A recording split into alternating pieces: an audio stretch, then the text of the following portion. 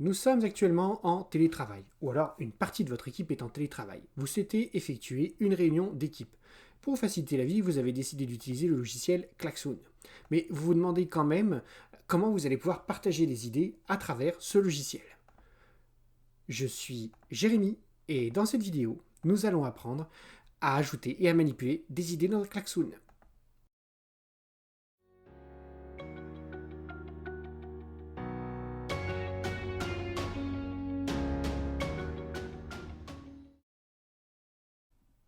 Bonjour à tous et bienvenue sur la chaîne Se former avec Jérémy. Si vous cherchez des vidéos pour vous permettre de maîtriser et de vous débrouiller seul avec les outils informatiques, je vous conseille de vous abonner à cette chaîne. Je vous conseille également de cocher la petite cloche, ça vous permettra de recevoir les notifications à chaque nouvelle vidéo. Cette vidéo est la troisième de ma série sur Klaxoon. Si vous voulez voir toutes les vidéos de cette série, cliquez sur le lien qui apparaît ici en haut. Alors, qu'est-ce qu'on va voir dans cette vidéo? Eh bien déjà, on va apprendre donc à mettre des idées dans Klaxoon. On va apprendre à utiliser les idées de type texte, de type image et également de type dessin. On va également apprendre à déplacer ces fameuses idées. Je vous rappelle qu'une idée, c'est un post-it. Et nous allons apprendre donc à changer également la couleur. Nous allons également apprendre à les supprimer. Les manipulations que je vais montrer dans cette vidéo sont valables pour l'animateur aussi bien que pour l'invité. Assez discuté, passons à la pratique. Première chose à voir avant de commencer à poser ses idées sur le board, c'est on va voir ensemble comment interagir sur le board. Vous avez actuellement la possibilité de pouvoir modifier tout ce que vous voulez sur le board. Vous pouvez tout à fait prendre un titre et le déplacer. Vous pouvez tout à fait prendre une structure qui a été posée, un dessin, et la déplacer. Vous pouvez également prendre les idées des autres et les déplacer. En fonction de ce que va vous demander en fait l'animateur, je vous conseille de modifier les options qui vous permettent de faire des choses. Ce n'est pas l'animateur qui décide à ce moment-là des options, il le décide au moment où démarre le klaxon, mais vous pouvez vous modifier vos propriétés. Alors, comment ça se passe? On va ici sur le bouton déplacer qui se trouve en bas, et vous voyez qu'ici j'ai la possibilité actuellement de déplacer mes idées et les dessins, les images et les formes, et les idées des autres. Je vais déjà commencer par désactiver l'option les dessins, les images et les formes. Qu'est-ce que ça va me permettre de faire? Ça va permettre d'éviter de toucher à la structure en fait, qui se trouve autour. Vous voyez, je ne peux plus éliminer les dessins, je ne peux plus bouger les textes. Par contre, je peux toujours déplacer et interagir sur les idées des autres. Je vous conseille de laisser cette option-là. Ça évite en fait que par mégarde vous déplaciez quelque chose que vous n'auriez jamais dû déplacer, comme le fond par exemple, ou ce qui a été mis en place pour regrouper les idées par l'animateur. Autre option qu'on va voir, c'est l'option je ne veux pas déplacer les idées des autres. Donc comment je fais ça? Je décoche ici cette option, et vous voyez que là ici, cette idée, je ne peux pas la déplacer. Tout à l'heure on a vu que j'avais réussi à la déplacer, là vous voyez je ne peux pas la déplacer, même si je clique dessus et que je maintiens mon clic gauche, je me déplace.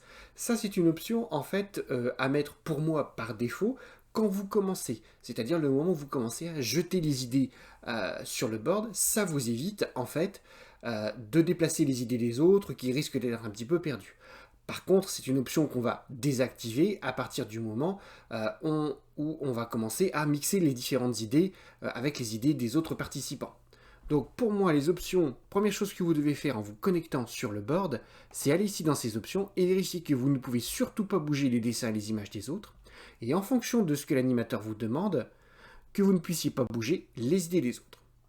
Dernière option à voir, c'est cette option ici qui vous permet de vous déplacer uniquement dans le board. Si je coche ça, vous voyez, je ne peux interagir vraiment absolument avec rien. Tout ce que je peux faire, c'est me déplacer dans le board. Ok, on va commencer à ajouter nos idées. Première chose à faire, c'est qu'on doit absolument afficher la zone où on veut ajouter notre idée. Si vous commencez à ajouter des idées alors que vous êtes très éloigné comme ceci, vous risquez de vous retrouver embêté parce que votre idée va se retrouver un peu n'importe où. Donc je zoome, je veux mettre des idées dans le cadre urgence. Hop, donc je rezoome sur le cadre urgence. Je le centre bien. Voilà. Donc je vais rajouter une idée.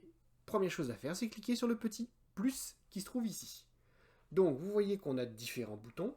Le bouton ici qui est activé, c'est le bouton texte. Là ici sur le côté, vous avez les couleurs qui vous permettent de changer la couleur de votre idée. Donc nous on va rester en jaune pour l'instant. Et vous voyez ensuite ici le bouton valider. Donc je vais mettre mon idée. Hop, c'est l'idée 1. Et je clique sur envoyer. L'idée se retrouve donc sur le board. Et tout de suite derrière, hop, une nouvelle fenêtre apparaît. Donc ça, c'est ce qu'on appelle le mode rafale dans Klaxoon. Ça vous permet de jeter les idées les unes derrière les autres. Vous remarquerez qu'il y a quelque chose aussi d'important où vous devez faire attention, c'est que, vous voyez ici ce chiffre, 250. Qu'est-ce que ça signifie ce chiffre? Eh bien, c'est que dès que je commence à taper, on voit que ce chiffre bouge. C'est simplement le nombre de caractères que j'ai le droit de mettre dans mon post-it. Donc là, ici, celui-ci, je vais le mettre en bleu et je vais l'envoyer.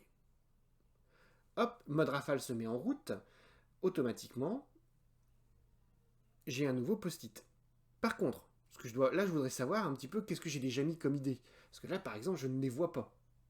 Vous pouvez déplacer ce petit formulaire. Vous pouvez le prendre ici. Voilà, je le maintiens avec le clic gauche et je peux le déplacer, ce qui me permet de voir les idées que j'ai mis derrière. On va mettre une troisième idée. Hop. Voilà. Et j'appuie sur envoyer. Donc vous voyez qu'en fonction de là où se trouve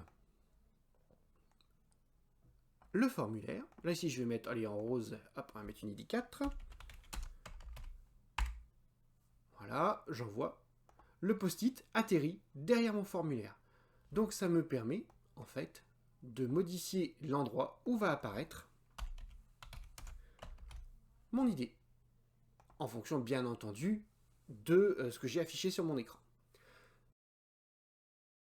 Il existe deux autres types de post-it, les post-it dessin et les post-it images.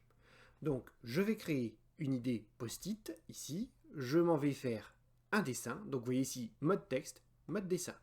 Donc, je peux mettre un dessin. Pas très pratique quand on est sur l'ordinateur, mais il faut savoir que c'est aussi disponible sur smartphone. Je vais mettre une légende. On va dire un dessin. Voilà. Et j'envoie mon post-it. Hop. Donc vous voyez que le post-it s'est adapté automatiquement en fait à l'idée à la taille de l'idée. C'est-à-dire que là, j'avais qu'une seule ligne de texte, c'est un j'ai ici un dessin avec une légende. Le post-it est forcément tout de suite beaucoup plus grand. Autre type de post-it, qui là par contre est assez utilisé, c'est le post-it image. Donc, je prends un nouveau post-it, je vais mettre sur fond bleu, et là vous voyez ici, je vais cliquer sur le bouton photo.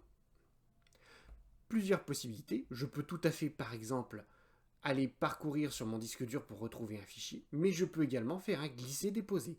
J'ai ouvert ici une fenêtre explorateur Windows avec dedans l'image que je veux intégrer. Je prends l'image, je la glisse sur mon post-it idée et je me retrouve avec mon image. J'envoie mon image, hop, et j'ai bien ici mon post-it avec une image. J'ai commencé donc à jeter toutes les idées sur le board. Maintenant, je voudrais quand même les organiser un petit peu. Pour les organiser, je vais les déplacer. Donc, je m'assure, première chose, de bien pouvoir déplacer mes idées et les idées des autres. Pour pouvoir en fait déplacer ce post-it ici, ce n'est pas moi qui l'ai créé, il était déjà présent dans le board. Donc, pour déplacer un post-it, c'est très simple. Je clique dessus, je maintiens mon clic gauche et je le déplace.